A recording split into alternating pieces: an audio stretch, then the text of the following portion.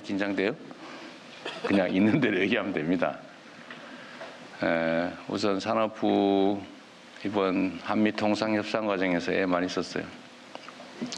제가 우리 산업부 장관이 민간에서 와서 그런지 어쨌든 새로운 마인드로 정말 새로운 아이디어도 많이 되고 아주 열정적으로 일해 주시는 것 같아요. 뭐 중소기업보다 마찬가지입니다. 최초에 기도했던 대로 또 기대했던 바대로 민간의 역량이 공직사회에 상당히 큰 활력을 불러오는 것 같습니다.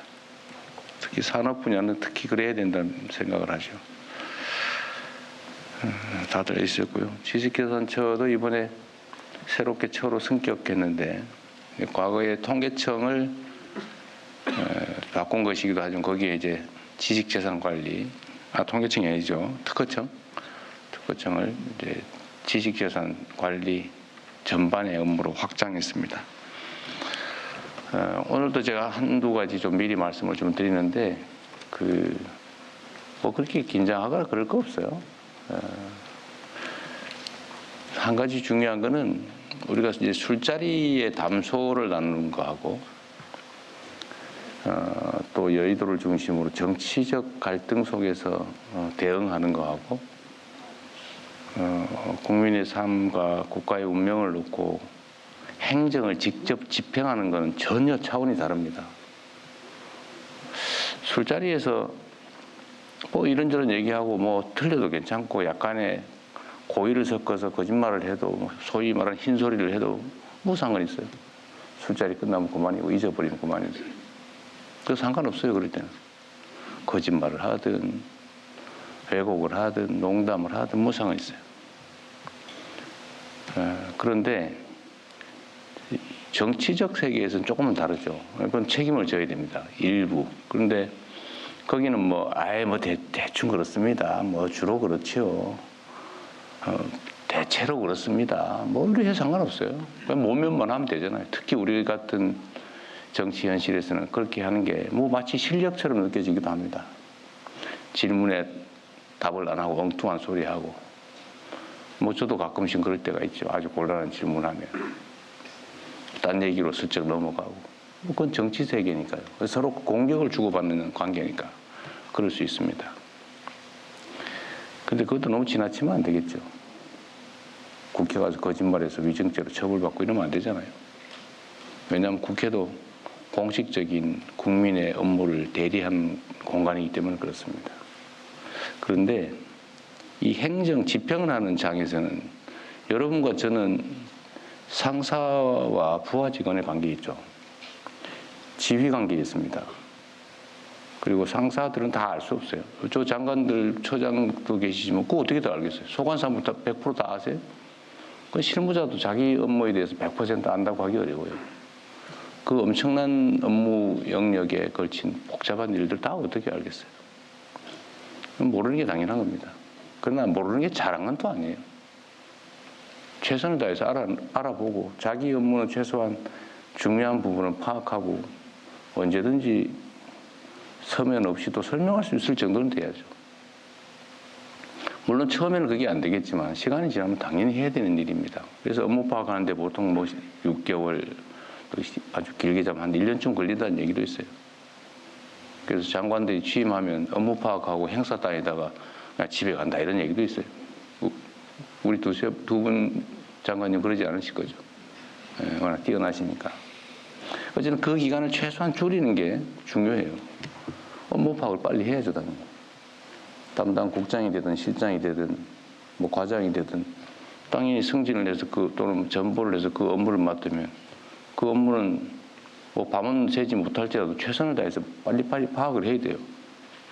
그러라고 자리 주고 수당 주고 권한 주고 하는 거 아닙니까? 이건 너무나 당연한 일이고 특히 행정조직 내에서는 어제도 내가 얘기했지만 허위 보고를 하면 상사는 그 얘기를 믿을 수밖에 없어요. 그걸 파악하고 알고 있는 경우는 우연이거나 아주 희귀한 경우죠. 그런데 이게 상사들은 그걸 모르는 경우가 많습니다. 그래서 아주 악의적인 사람들은 그걸 활용을 하죠. 적당히 거짓말하고 그래서 자기 이익을 챙기고 또는 잘 몰라서 혹시 혼날 것 같으니까 적당히 거짓말 회피하는 왜곡 보도하고 그게 제일 나쁘죠. 악의를 가지고 하는 거짓말 허위 보고는 정말로 나쁜 거고 자기의 무능함을 감추기 위해서 하는 거짓말도 그렇게 칭찬받을 일은 당연히 아니죠. 모르는 거는 당연한 일이긴 한데 그렇다고 뭐 권장되는 훌륭한 일은 아니죠. 모르는 거는 모르는 데 대한 책임을 져야 되는 겁니다. 권한의 크기만큼 책임을 지는 거예요. 세상에 공짜는 없죠. 권한은 크고 책임은 적은 거 그런 거 없습니다. 세상에. 권한만큼 책임을 지는 거죠. 책임만큼 권한이 생기는 거예요. 또. 그런데 권한을 행사하면서 자기가 주는 온갖 명예와 혜택은 다 누리면서도 책임은 다하지 않겠다는 그런 태도는 정말 천하의 도둑놈 신부 아닙니까? 그건 공직자뿐만이 아니라 일반 사회생활을 하는데도 어떤 역할도 맡아서는 안 되는 사람들이에요. 왜 그 자리 차지하고 있습니까? 일하기 싫으면 하지 말지. 돈과 명예를 누리고 싶으면 열심히 나가서 돈 벌어서 일하세요. 공직자들이 그러면 됩니까? 공직이라고 하는 게 책임이 먼저 아닙니까? 제가 며칠 이렇게 업무 보고를 하다 보니까 제가 미리 얘기하잖아요. 모르는 거 당연하다. 칭찬받을 일은 아니지만 그렇게 비난할 일도 아니다. 문제는 이 상명하복의 지휘체계 속에서 부하는 부하로서의 역할을 잘해야죠. 제대로 보고하고 보고할 거 하고 왜곡하지 말고 허위 보고하지 말고 상사의 판단을 도와줘야죠. 그게 부하의 보좌 책임을 다하는 거 아닙니까? 그래서 행정 영역에서는 허위 보고 절대 하면 안 돼요. 제가 수없이 얘기하지 않습니까? 애매한 표현 하지 말라고. 차라리 모른다고 하세요. 누가 제가 모른다고 야단쳤습니까? 좀 더 공부하고 좀 더 노력해서 보완하면 되죠. 이거 수없이 강조를 해도 가끔씩 이 정치에 너무 물이 많이 들었는지 그런 사람들이 있어요. 행태가 그런 거죠. 행태가. 1분 전에 얘기한 거하고 1분 후에 얘기한 게 달라요. 그러면 됩니까 사람이? 그리고 이 자리에서 얘기한 거하고 뒤에가 딴 데 가서 또 딴 얘기해요. 그러면 됩니까? 여긴 정치적 논쟁의 자리가 아니에요. 여기는 행정을 집행하는 지휘체계 속에 있는 사람들 간에 서로 보고하고 보완하는 그런 자리입니다. 여기 정치적 논쟁을 하는 자리예요. 제가 정치적 색깔을 가지고 누구를 비난하거나 누구를 불이익을 줬습니까? 유능하면 어느 쪽에서 왔든 상관없이 쓰잖아요.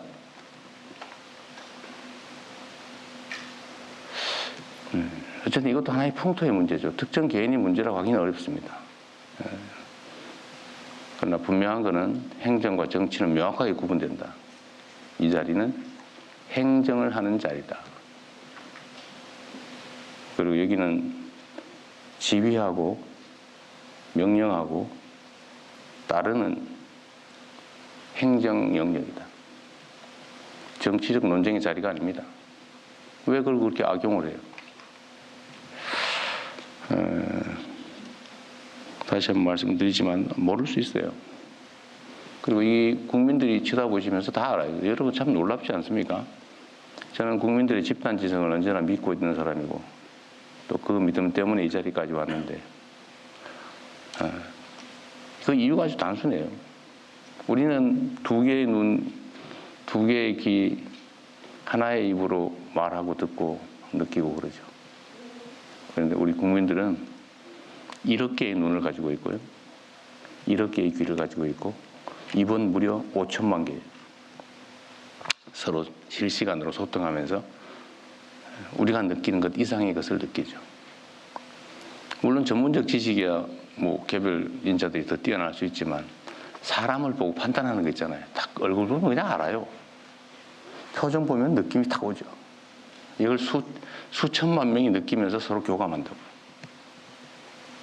그래서 국민 대중을 무서워해야죠.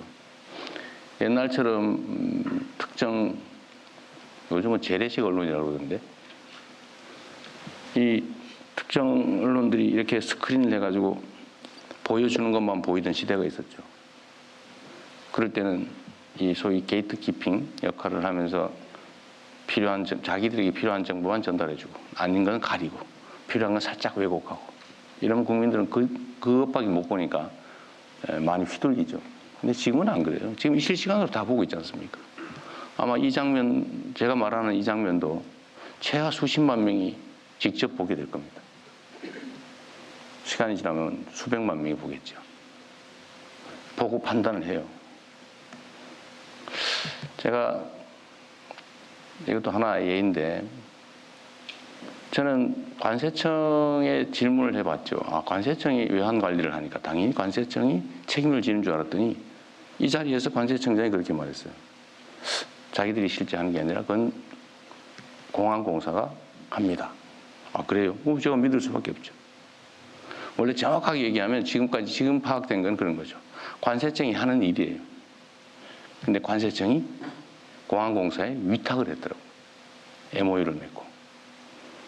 또 그전에는 적당히 이렇게 했던 모양인데 작년도에 공식 협정을 맺었더라고요. 10,000불 이상 외화 반출 문제는 공항공사가 검색 대신한다. 이걸 내가 어디서 알았냐면 댓글 보고 알았어요. 기사 댓글 보고. 그런데 공항공사 사장은 처음에는 자기들이 하는 일이라고 하다가 나중에는 그건 세관이 하는 일입니다. 이렇게 얘기를 해요. 저는 또 그런가?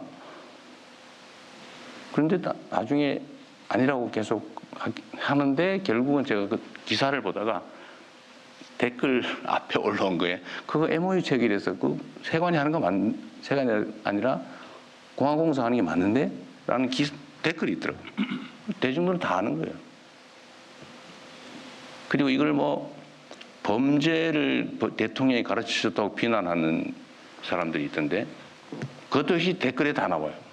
이거 몇 년도에 어디서 보도됐고 10,000불 이상 반출하다 걸렸다고 정부가 보도자료를 냈다 이런 게 그 댓글에 다 나와요. 우리 국민들이 보고 내가 저거 봤는데 저 옛날부터 있던 건데 뭘 새로 가르쳐. 그리고 더 결정적인 건 그런 거잖아요. 그러면 일부가 그걸 이용해서 범죄를 저지르고 있는데 쉬쉬하면서 그들에게 기회를 계속 주란 말이야. 누가 또 그런 얘기도 했더라고. 그러면 사랑과 전쟁은 바람피는 법을 가리키는 거야? 패널이 그런 얘기를 하더라고. 이게 상식 세계와 몰상식 세계의 공존이죠. 하여튼 중요한 거는 우리 국민들은 집단 지성을 통해서 이걸 다 보고 있어요. 제가 이 업무보고 자리를 공개하는 이유도 그거죠. 우리도 여기 적응해야 됩니다. 직접 민주주의가 점점 강화돼 가잖아요. 아마 전 세계에서 민주주의적 소양이 가장 뛰어난 사람이 전 대한민국 국민들이라고 생각합니다. 이런 부당하고 아니면 불공정하고 불투명하고 이런 걸 용인하지 못하잖아요. 용서하지 않아요. 그러니까 총칼을 든 계엄군도 순식간에 제압하죠. 국민들의 손으로. 그리고 우리의 일을 대신하는 공직자, 정치인들이 왜 우리의 뜻에 어긋나는 일을 하느냐고 말은 직접 잘 안 하지만 끊임없이 보고 판단하고 그리고 쌓아두고 있어요. 그리고 어느 순간에는 그 권력을 행사하죠. 국민을 우습게 보면 안 됩니다. 그래서 이 업무도 가급적 다 공개해야죠. 공개 행정의 원칙 있잖아요. 법에 있잖아요. 근데 왜 공개하는 것을 그리 탐탁지 않게 여기는 사람들이 있습니까? 당연히 공개해야지. 그렇지 않습니까? 다시 원래로 돌아가서 스트레스 받지 말자. 그리고 이건 일종의 기회일 수 있어요. 자기 하고 싶은 얘기도 좀 하고. 공직사회라고 하는 게 제가 제일 아쉬운 게 그런 거예요. 쉽지 않지만. 말하라면 절대 안 해요. 근데 여기는 의외로 말을 하는 분들이 꽤 있더라고요. 그거 되게 좋은 일이죠. 이게 상명하복이 워낙 익숙하다 보니까 무슨 회의 때 되면 절대 말을 안 하는 게 무슨 미덕처럼 그렇게 돼 있던데 그렇지 않았으면 좋겠어요. 상사들은 담당자보다는 훨씬 몰라요, 원래. 자유롭게 얘기해야죠. 그리고 좋은 제안이 있으면 또 하고. 그리고 마지막으로 하여튼 우리 여러분의 손에 대한민국의 운명이 달려 있습니다. 지금은 또 특히 그런 시기죠. 전 세계가 격변하고 있잖아요. 정말 격동의 시대입니다. 그리고 그 사회를 이끌어가는 건 결국은 뭐 돈을 버는 거, 기술 개발하는 건 기업들이 하겠지만, 그러나 방향을 정하고 그들이 행동할 수 있는 틀을 만들고 그들을 이끌어가는 것은 여전히 공직자들이에요. 그 중에서도 행정공무원들이죠. 그리고 국민의 권력이 대통령만 가지고 있는 건 아니죠. 대통령의 권력은 대개 다 위임돼 있어요. 제가 직접 하는 게 뭐 있습니까? 다 여러분을 통해서. 또 여러분도 마찬가지예요. 직접 합니까? 뭐 일부는 하겠죠. 그러나 대부분은 또 과장들한테 또 위임돼 있죠. 과장들은 또 실무자들에게. 온 공무원 100만 명 이상이 국민의 일을 대신하고 있는 거예요. 그리고 거기에 국가의 운명이 달려있다.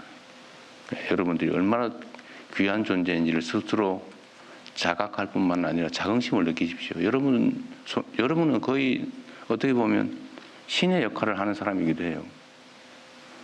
여러분이 어떻게 하냐에 따라서 누군가 죽고 누군가 삽니다. 죽을 사람이 살 수가 있죠. 자살자가 15,000명, 산업재해 사망자가 1,몇백 명.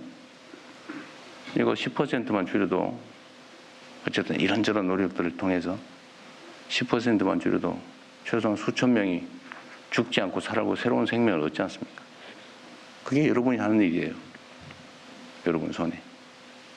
지금 이 순간에도 누군가 죽어가고 있겠죠. 누군가는 죽을까 고민하고 있겠죠. 그런 문제를 우리가 해결하는 사람들입니다. 그리고 그게 선이나 아니면 그냥 인심 쓰는 게 아니고 의무죠, 의무.